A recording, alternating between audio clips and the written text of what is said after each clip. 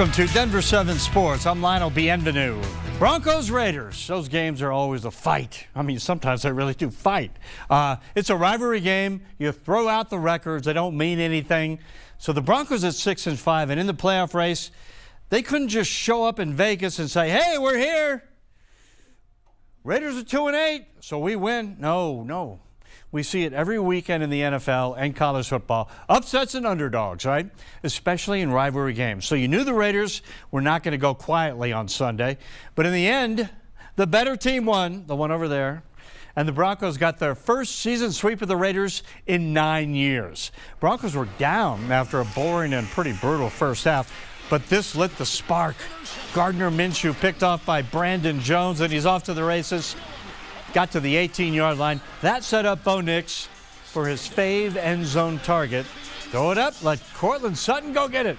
The big and tall man snagged it, 18-yard touchdown, and the Broncos had the lead. Then late fourth quarter, it's 19-16.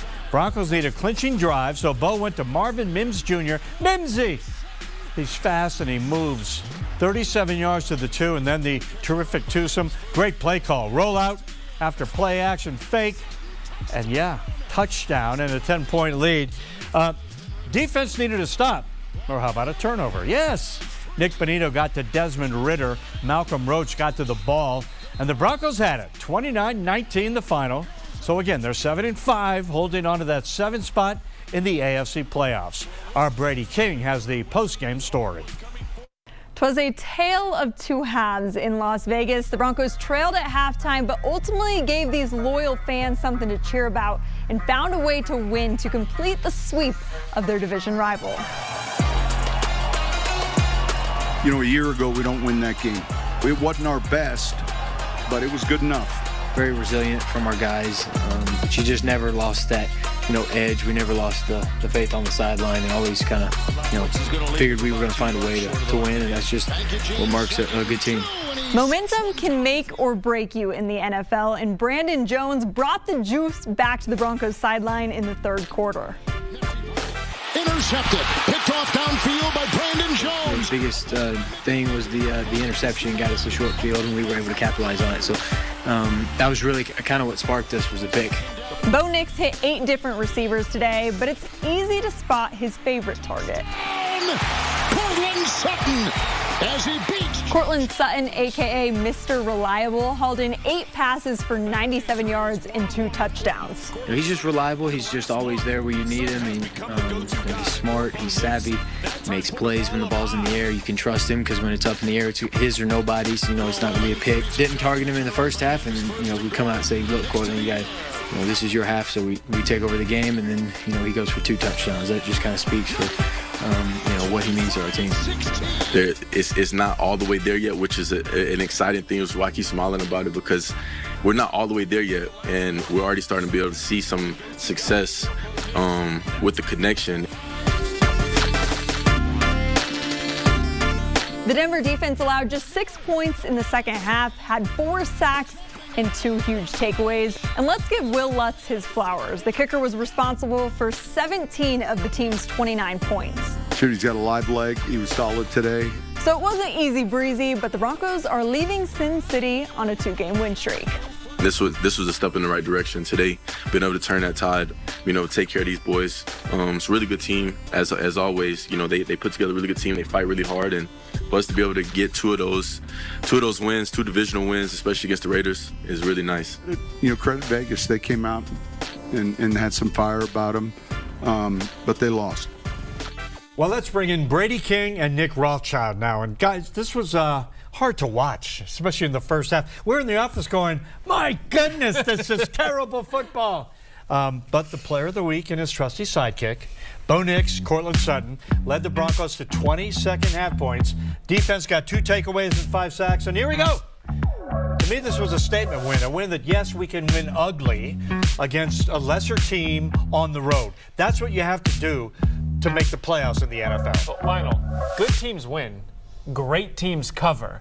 And I don't care how the Broncos found their way to a 10-point victory, but they did it, and you win in the NFL in the margins, right? It's not, the talent is pretty much even across the board with fluctuations here and there, but you got to find specific spots in the game to get ahead of your opponent, and that's what the Broncos did in this game, especially in the second half. The defensive line started to get pressure on Gardner Minshew and Desmond Ridder. They didn't turn the ball over, which is huge. They had a bunch of penalties front-loaded in the game that they got rid of in the second half, and Bo Nix didn't make the costly error to cost them the game. So this Sean Payton-led group is not going to hurt themselves, and that's why they are now 2-0 against the Ravens this season. I feel like Sean Payton said it best. A year ago, this is a game the Broncos don't win, right? They were able to figure it out, made some halftime adjustments. The first half was a little bit ugly, but this team is different. They've grown a lot, and I think this game was the perfect example of that. It was a game they should win, but it's also a statement win. I agree with you, Lionel.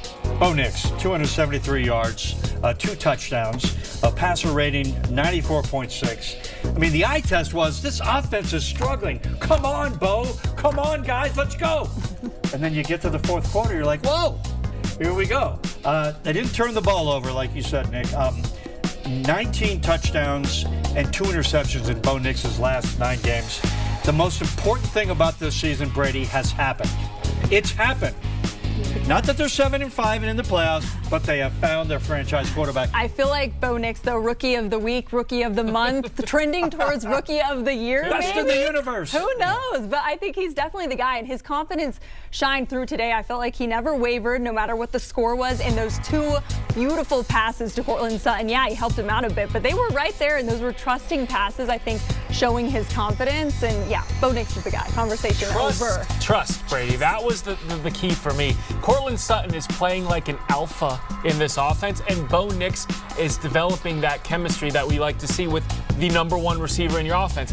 Sutton has 36 receptions over his last 5 games. That's over 7 receptions per game. That would put him amongst the league leaders in receptions for the season. We wanted to see an upward trajectory from Bo as the season has gone along, and that has sort of coincided with Courtland Sutton getting more and more involved in this passing offense. So, yeah, I think the more that Bo trusts these guys, and Devon Vele had a big game too, the better this passing offense has looked, and the better Bo Nix has looked. As we look ahead, guys, a Monday Night Football game coming up on Denver 7, of course. In 8 days, the Browns come to Empower Field at Mile High. This is another one. Another terrible team with a bad record that you're supposed to beat. So you got to beat them.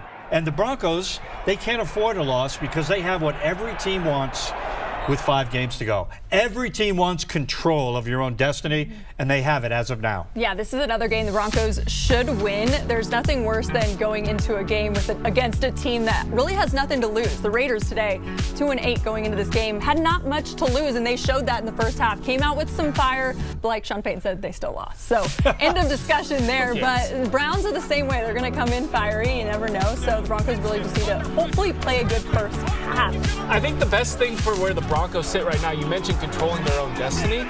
They only have to really win their home games left if they want to make the playoffs. That magic number right now in the NFL is 10 wins, and they've got 3 home games left. So even if you lose the 2 games on the road at Los Angeles and at Cincinnati, if you can just take care of business at Empower Field, you have a better than 90% chance of being in the postseason, which is a crazy thing to say about the Broncos this year, but it's all in front of them. All right. Thanks, Nick and Brady. So that next game, again, the Browns, coming to Mile High a week from tomorrow for Monday Night Football.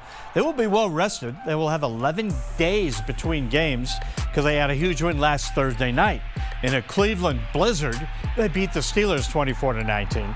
So they're coming to Denver 3-8, but again, with 11 days rest and some momentum, they're going to try to play spoiler and derail the Broncos playoff train. And again, that game is right here on Denver 7, Monday Night Football, December 2nd at Empower Field at Mile High. Kickoff at 6:15. We'll, of course, have a pregame show before and a postgame show right after. So Denver 7 is your home for the Browns and the Broncos.